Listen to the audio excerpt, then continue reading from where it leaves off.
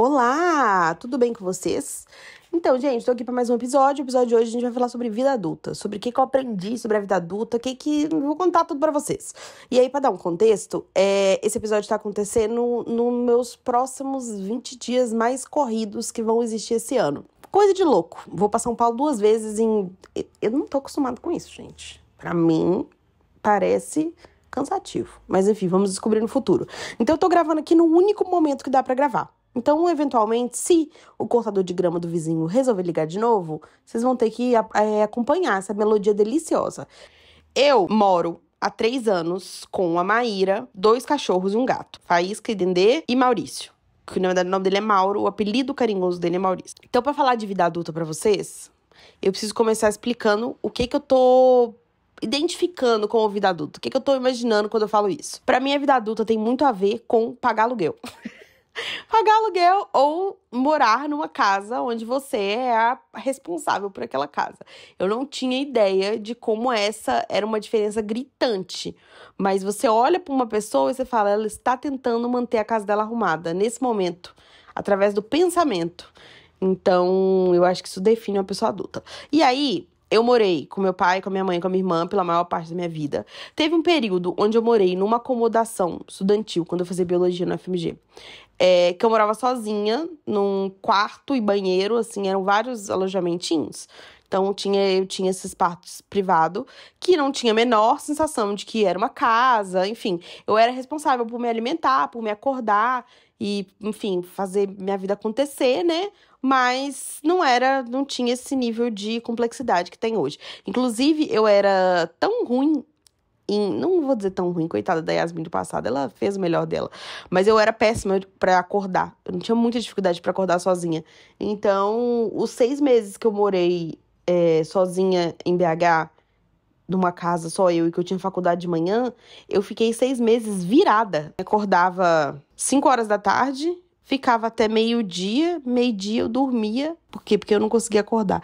Eu já sonhei que um amigo meu tinha me ligado e falado, Yasmin, a prova foi cancelada, pode ficar de boa em casa.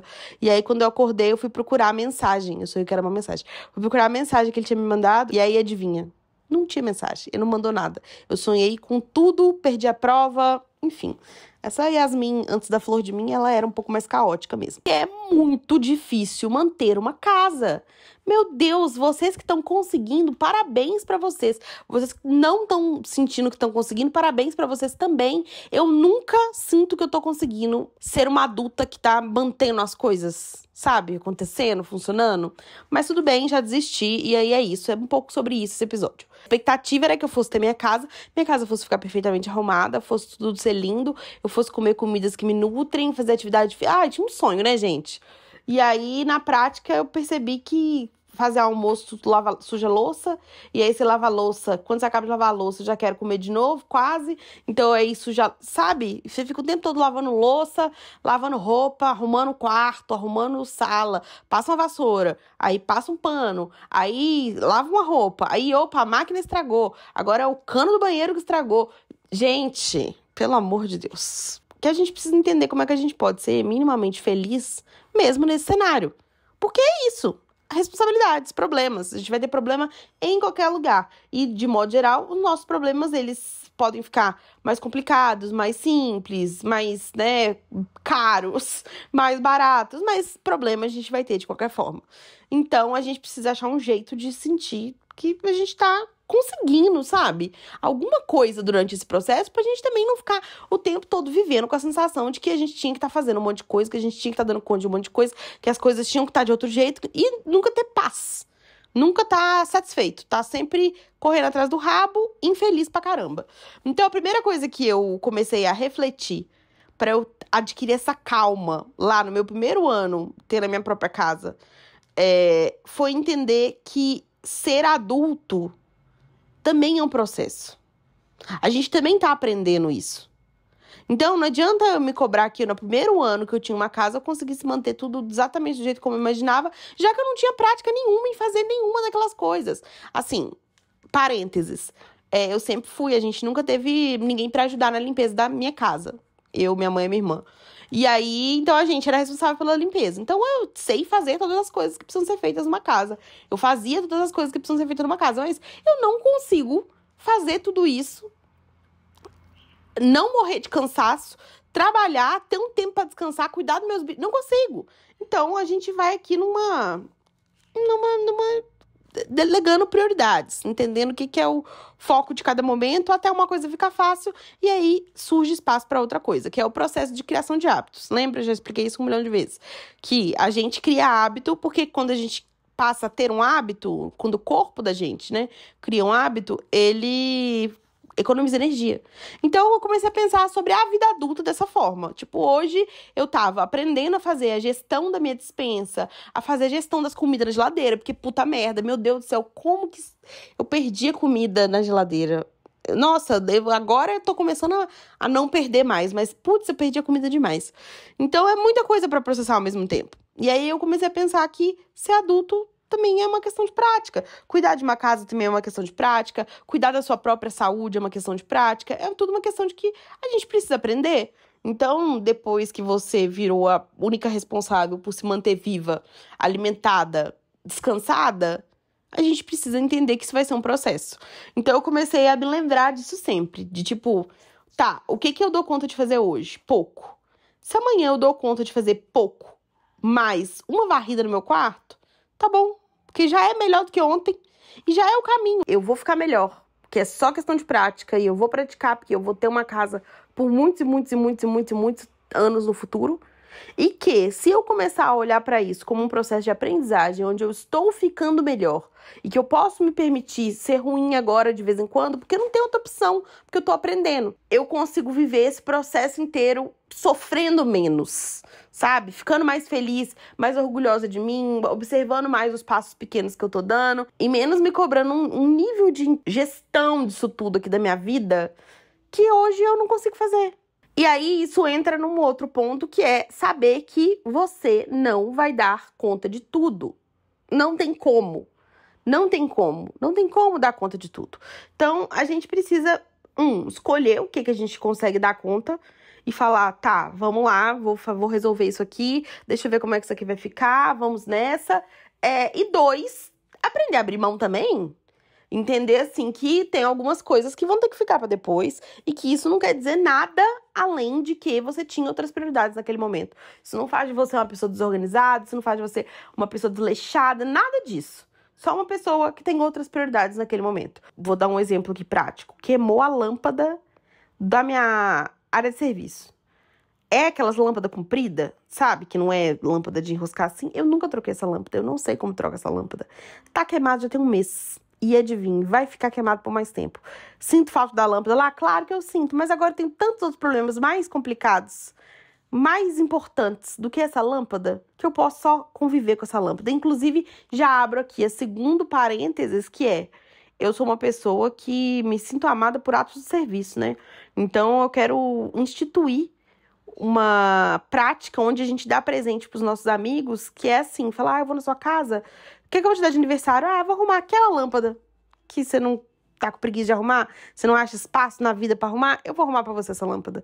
Nossa, eu ia ficar muito feliz. Fica aqui, inclusive, um aviso pros meus amigos, tá? Meu aniversário é em janeiro, e tem várias pequenas coisinhas desse tipo que eu aceito. Ajuda. Obrigada. E aí, gente, eu reuni algumas diquinhas, no meu dossiê de coisas que eu quero lembrar daqui a 10 anos que já foram muito difíceis pra mim, ou que eu já precisei entender isso antes. E eu anotei essas dicas e vou passar todas elas pra você, tá?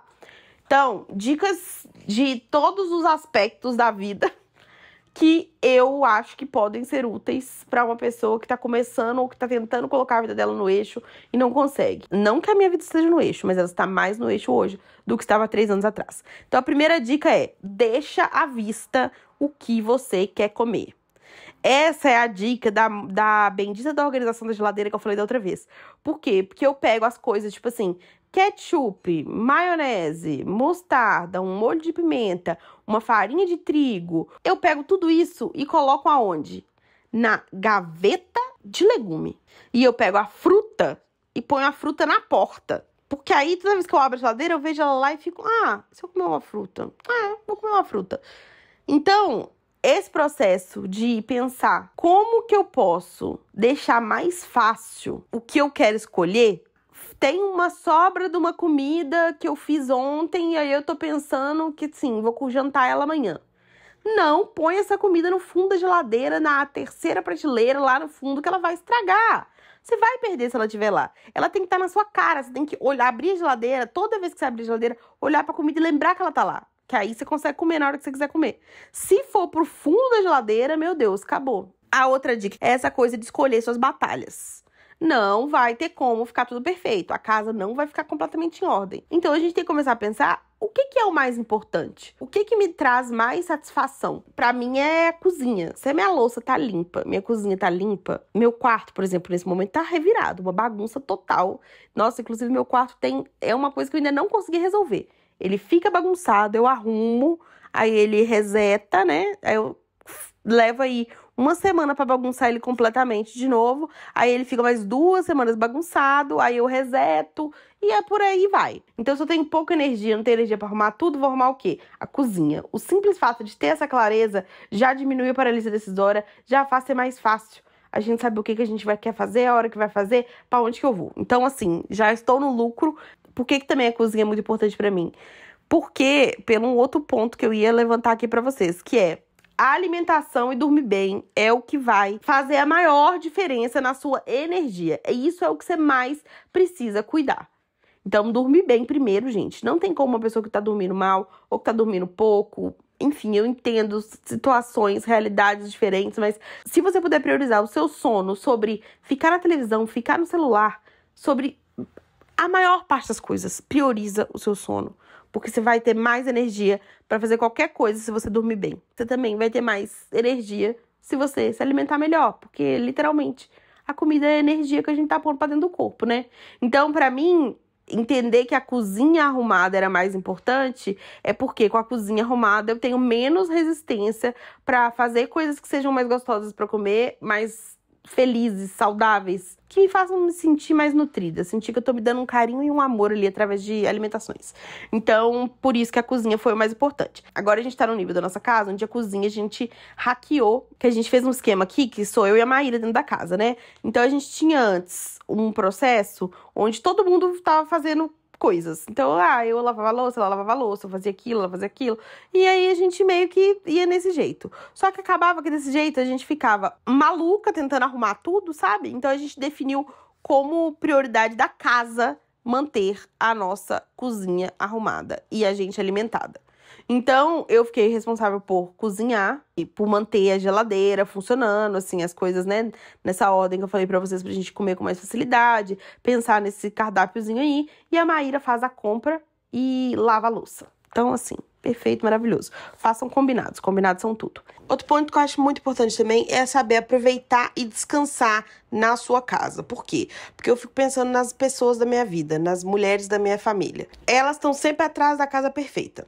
Então, toda vez que elas estão à toa, entre muitas aspas, sem fazer nada, tô trabalhando, já fiz o almoço, já lavei a louça do almoço, aí começa a olhar pra casa e começa a pensar, o que eu posso fazer aqui agora? Aí, de repente, tá arrumando um guarda-roupa, tá arrumando não sei o que, tá arrumando uma gaveta, tá arrumando... E aí, é assim o dia inteiro, até a hora que elas vão dormir, e aí, no outro dia, elas levantam e começam no mesmo pique. Qual que é o problema disso? Que você tá vivendo eternamente fazendo uma grande faxina. Você não consegue simplesmente sentar, olhar em volta e falar, olha minha casa. Como é que é gostosa a minha casa, né? Como é que as coisas estão nos lugares onde eu escolhi? Como é que é delicioso ter um espaço que é só seu e é seu, sabe? Pra funcionar do jeito que fizer sentido pra você. Enfim, então eu acho que a gente também precisa ter essa noção de sábado não precisa ser o dia da faxina.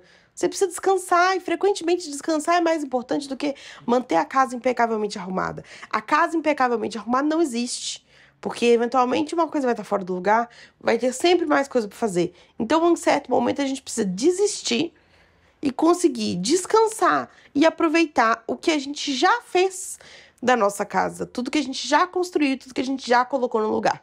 É muito importante para a gente ter uma sensação de amor também com a própria casa, querer cuidar da casa porque é o seu espaço, mas não esquecer de que aquilo ali é sobre você, é sobre fazer um lugar que seja gostoso pra você, acolhedor pra você. Então, se o espaço fosse sempre uma forma de você se torturar com coisas que você devia fazer, como eu tô descansando, mas olha aquela louça pra lavar, olha aquela roupa pra dobrar, não faz sentido, né? A gente precisa ter paz em algum lugar. E com o quesito casa, eu acho que é muito importante a gente aprender a se dar paz. Porque se a gente quiser nunca ficar em paz, a gente consegue com muita facilidade. Daí, no quesito adulto que cuida de si mesmo, da sua própria saúde, uma coisa que eu recomendo fortemente é marquem um médico de cada vez. Eu sei que assim como a sua casa, possivelmente você tem que ir no dermatologista, no ginecologista, no endocrinologista, no não sei o que, não sei o que, não sei o que, e a gente acha que eu vou pegar, vou resolver tudo de uma vez só. Não, você vai viver sua vida inteira com você mesma. Tem tempo para ir resolvendo as coisas. Então pega qual que é o problema mais urgente, o médico mais urgente aí, eu preciso ir no ortopedista. Vai no ortopedista e segue o que ele falou. Tipo, faz os passos, faz os exames, faz o retorno, sabe? Não sei, porque eu sou a rainha de ir no médico a primeira vez e nunca mais voltar pro retorno. Agora, eu criei essa estrutura aí, onde eu vou num médico só, resolvo aquilo ali. Quando eu concluir aquele processo, aí eu penso em outro médico. Porque ficar abrindo esse monte de aba, esse monte de exame, esse monte de coisa, faz com que a gente acabe nem fazendo nada direito, sabe? Largando os trem pela metade, não vendo o benefício de ter, de fato, resolvido um problema, a gente nunca resolve e fica só acumulando mais uma situação, mais uma confusão, mais um problema. Então, vamos fechar essas abas. Outra coisa que eu aprendi que faz muito sentido. No meu dia a dia, eu não dou conta de cuidar da minha casa toda e trabalhar. Não tenho energia pra fazer as duas coisas. E aí, em alguns momentos, trabalhar é prioridade, porque afinal de contas eu preciso pagar o aluguel da casa onde eu moro. Então eu preciso trabalhar. Mas também não quero deixar minha casa completamente de lado. Então qual que foi a alternativa que eu criei? O esquema 30 minutos pela casa. Eu coloco o timer no celular de 30 minutos. E durante 30 minutos eu vou arrumar qualquer coisa que eu conseguir. Tudo que eu conseguir. Então eu fico 30 minutos colocando, voltando coisa para lugar, colocando coisa no lugar certo, passando uma vassoura ali, dando uma limpada na coisa, arrumando o sofá. Aí arrumo isso aqui. O que der pra fazer em 30 minutos, eu vou fazer em 30 minutos. Nesses 30 minutos, é claro que não entra, por exemplo, me alimentar. Não, é só pela casa. É para colocar coisas em ordem. É um tempo que não afeta tanto assim na estrutura da minha vida, na estrutura do que eu preciso fazer no dia a dia. 30 minutos é um tempo que eu consigo fazer isso e, por incrível que pareça, dá pra arrumar muita coisa em 30 minutos. E ainda digo mais, eu comecei fazendo 5 minutos. E aí eu vi o tanto de coisa que dá pra fazer em 5 minutos, depois eu fiz 10 minutos, depois eu fiz 15 minutos e fui até chegar nos 30 minutos.